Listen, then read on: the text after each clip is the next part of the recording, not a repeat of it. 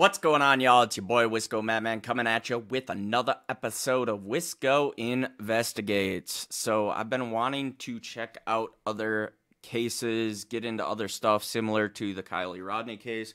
I can't say this is a missing persons case, missing kid case, although I do want to get into those, especially more current and not so much looking back on it kind of thing.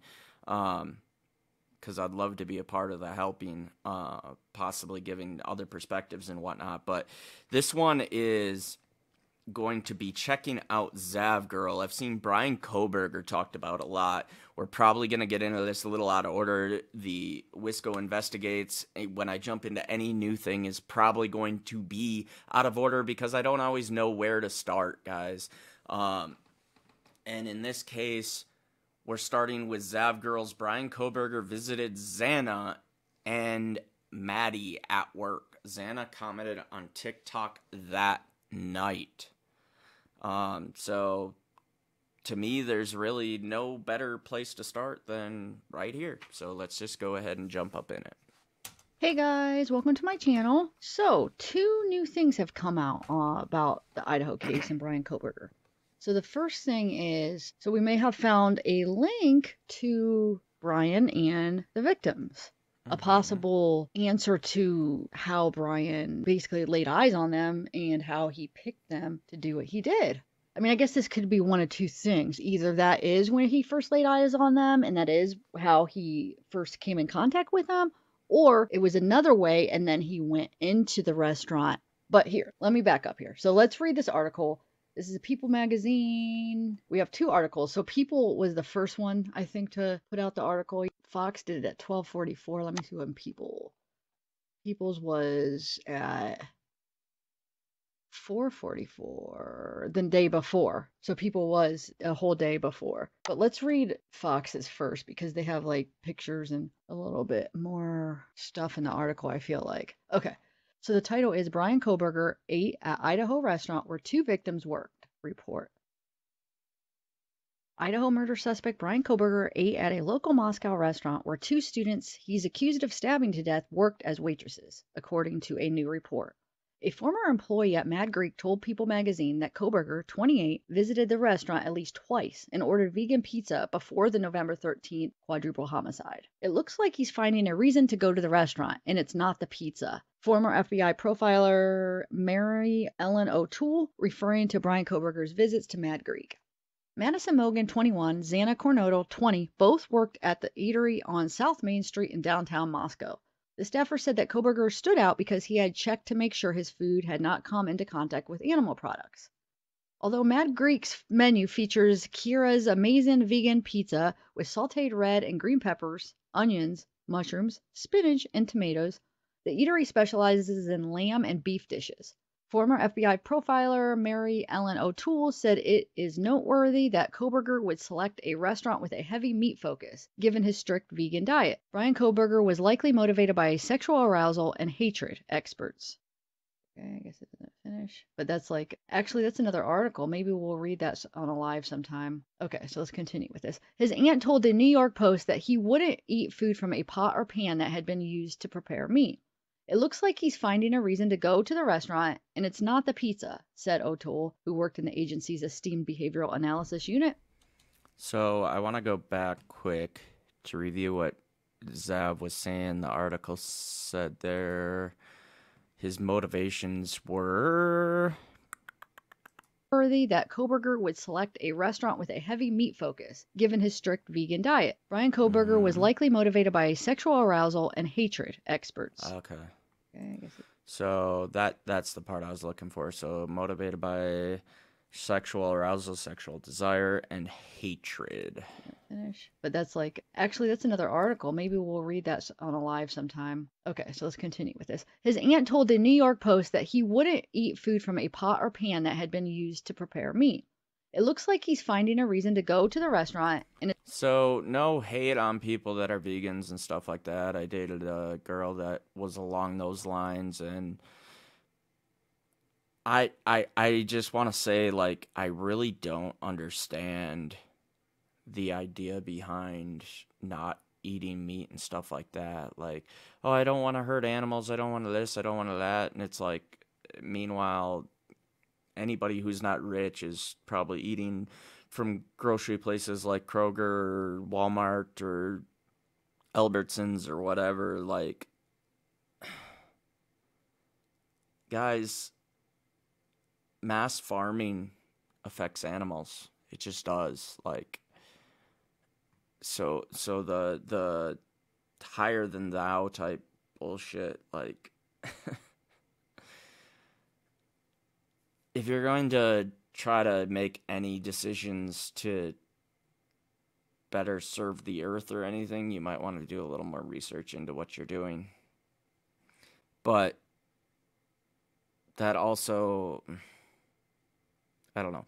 In my personal opinion, and this isn't denouncing people that aren't murderers, but it's not much of a surprise to see murderers have special dietary restrictions like that, or any of those kind of thoughts, because in my opinion their logic is different, I guess, is what I would say, if that makes sense.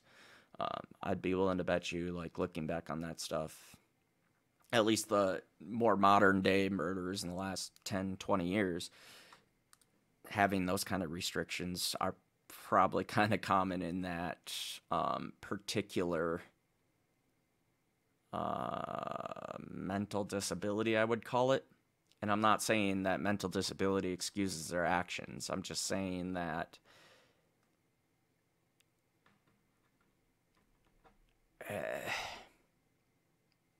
those of you who are open-minded at least understand where I'm going with it, I think.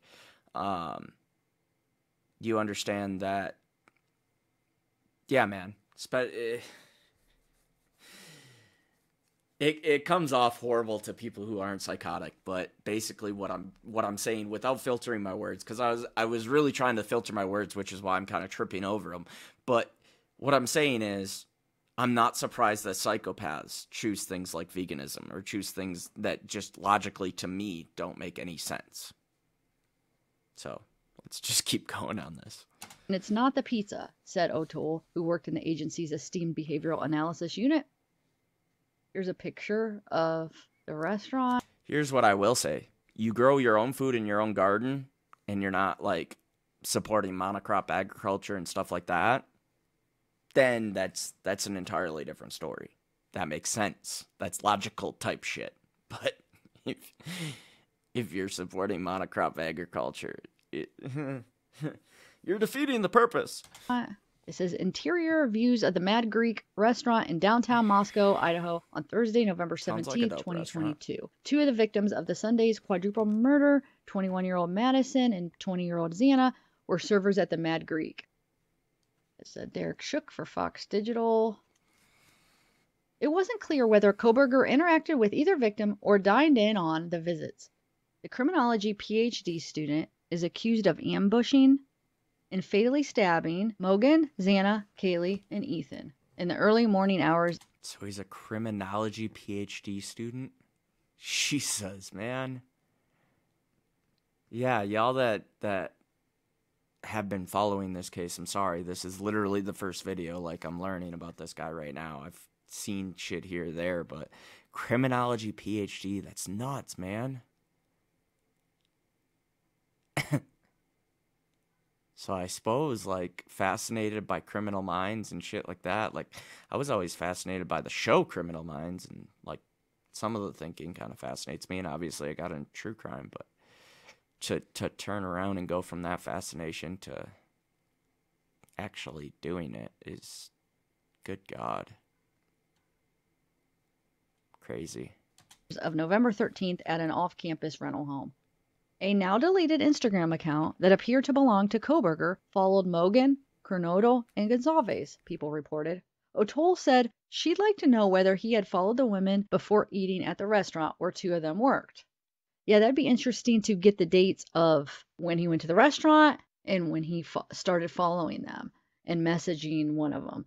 Because that's what I'm saying. I was saying that at the beginning, is that the first time he actually seen them, or did he already have his eyes on them and then found out where two of them worked and then went there to watch them? So here is the menu, at least part of the menu. Gonna make me hungry now. Okay, so if he saw them there in person, that could have been enough to generate his interest. Or he could have gone there because he'd already identified them, she said. That's basically what I was just saying. Either way, that's significant. I'm sure law enforcement is finding out their work schedules and if they were there at the same time.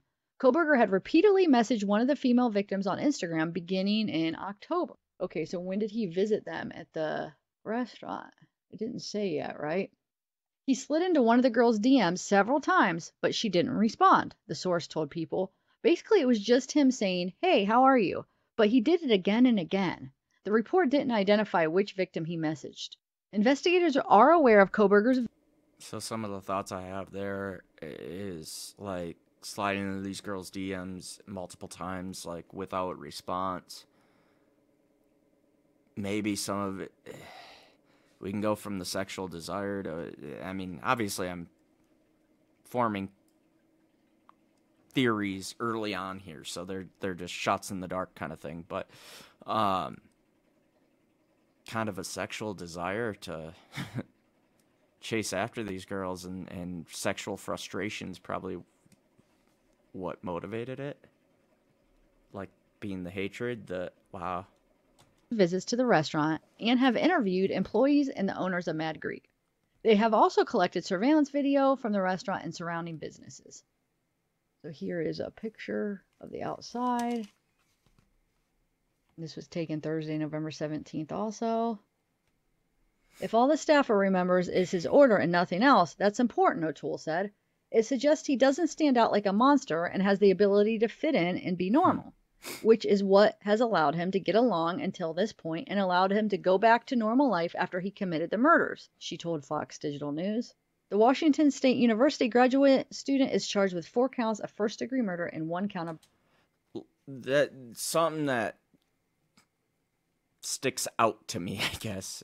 Not trying to play puns here, but it suggests he doesn't stand out like a monster. Like, well, no shit. Most of these murderers don't. That's how they get away with it in the first place. Like, a lot of the time you're not gonna... You know what I mean? Like, I don't understand how... Yeah. Just, people have this fascination with stopping stuff like this, and it's... Sure, I want to be able to prevent stuff like this, but there's going to be a lot of cases where you can't stop that kind of stuff. You know what I mean? Burglary. He has denied the allegations through his lawyer and is being held without bail at the Latah County Jail. Okay, so that's that. Now here's the People one. It says, here, let me zoom in a little bit. I don't know if I'm going to believe anything that comes out of People magazine. It's basically a fucking gossip column. Idaho suspect Bryan Kohberger visited restaurant where 2 victims worked at least twice before killings. In the weeks before the slayings of 4 University of Idaho students last November, the man now accused of killing them allegedly ate at the restaurant where 2 of the victims worked. According to a former employee at the Mad Greek restaurant in Moscow, Bryan Kohberger came in at least twice to grab vegan pizza. 2 of the victims, Madison and Xana, were servers at the restaurant. It's unclear if either woman ever waited on Kohberger, or if they even interacted, but People confirms that a now deleted account that appeared to belong to Kohberger once followed both Mogan and Coronado on Instagram, along with the 3rd female murder victim, Kaylee Gonzalez.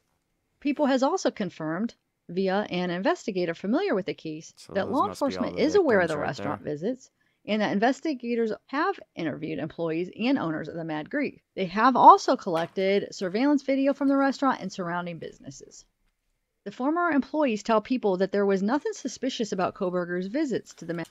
Obviously, they try to select pictures that make killers look like killers, but good God, look at that guy's stare. Like, what the fuck, bro? This looks like a stone cold killer in that pic. Mad Greek. and that he only stood out because he had a particular order. A strict vegan, Kohberger would check to make sure that his food had not come into contact with animal products. Okay, So so he's psychotic. that's that, which is interesting. I'm just playing, y'all. Be interesting to get some he dates. is psychotic, but it's it's good we're slowly making connections between him and the victim, so we could kind of start to see the story. You know what I'm saying? Now the other thing is, one of my viewers that emailed me earlier today, thank you, you know who you are, thank you so much. But this TikTok account, it's Madeline Mayer. Okay, I'll play it. I'm not going to play it with the music, but there's music playing behind. So Xana commented on this. Let me play it real quick, and then I'll show you her comment. But she commented on it that night, that morning. It says November 13th, but it doesn't have a time. Does anybody know a way of getting a time? Because if we could get a time on when she commented, it could give us a more narrowed timeline as far as, so it says in the affidavit, was it 4/12 that was her last activity? Or basically it says she was active on TikTok until 4/12. But we were talking about that in the live stream. Like, if her phone is logged onto the app, right, and she's maybe not even active on it, it might still show it until 4/12 because her phone's on it. And we're trying to figure that out. Was she actually active on it? So if we could get an actual time for this, let's say this says like 4/12, then we'll know, wow, she was actually active on it up until that, or 4, or just to kind of see, was this her last activity on TikTok? Because we know her last activity was on TikTok, right? At least it seems like that. Because 4/17, well, Bryan is leaving the house and already on a surveillance or ring at 4/20, and then 4/17 is when the audio, this video from the neighbor's house picks up the audio of like a loud thud, a dog barking, and whimpering. Okay, and she's active till 4/12 on TikTok. So did he kill her and Ethan between 4/12 and 4/17? I mean, Michelle's right. It's best not to assume that comment there, but TikTok knows, I promise that. Thinking probably around 4/17 when that audio picked it up. And then he went right out and into his car and left. But it would just be interesting to see when this was, to see if this was like right before. So here it is. She writes Queen. So let's read a few comments back to her. And most of them are after the fact. I think all of them, that know the case. So this is, was this while she was on TikTok at 4 a.m.? RIP Xana. There's no way to know. Best not to assume. It was posted on November 13th. So yeah, you can see 11/13/2022. Yes, it was. This was her last comment before she died. She was on TikTok wide awake. Yeah, there is, because they died between 3 and 6, November 13th. So this was after midnight. If it was posted on the 13th, it happened sometime between 12 a.m. and 4 a.m. Well, yeah, we know that. It's sometime between 12 a.m. and 4:12 a.m. 12 a.m. To be fair, if y'all actually wanted to know when she posted that, you would just wait till the time and refresh the TikTok to see when the timestamp updates, and you would actually know when it goes, say, from however many days ago. Let's say, for instance, it says 10 days currently. When it flips to 11, if you're hitting refresh around the times, but you would obviously have to be dedicated over whatever time frame that you think it happened, 2 or 3 hours, and be sitting there hitting refresh. And when it hits, goes from, say, 10 days to 11 days, now you know the timestamp. Whole lot of BS on TikTok. I'm probably just going to cut all that out.